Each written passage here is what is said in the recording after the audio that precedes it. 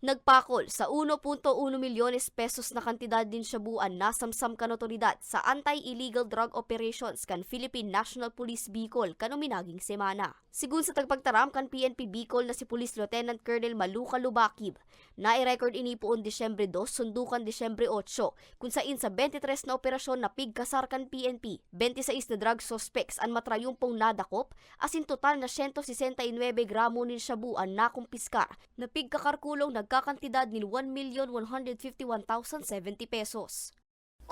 Nasa 169 grams. So, hindi pa siya half kilo ng illegal drugs. So, depende po ito sa pricing ng DDB kung ilan po ang amount ng illegal drugs per area. Nakuha po natin ito based from the PDEA DDB value po.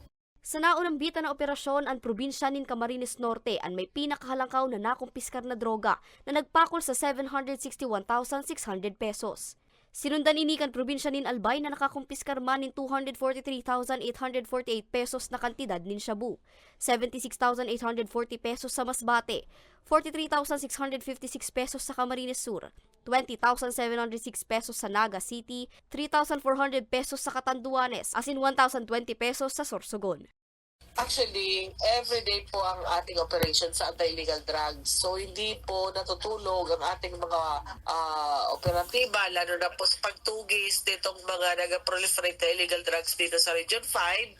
So, asahan po ninyo na everyday or in a week's time, hindi po tayo masisiruhan ng accomplishment sa illegal drugs dahil po sa mga masisipag po ang ating mga kasamahan sa mga lower units, sa mga municipal police station, kasama ng PIDEA, and then yung ating mga informants sa pinaka-importante na binibigyan tayo ng information with regards to illegal drugs, kung saan babagsak, saan galing.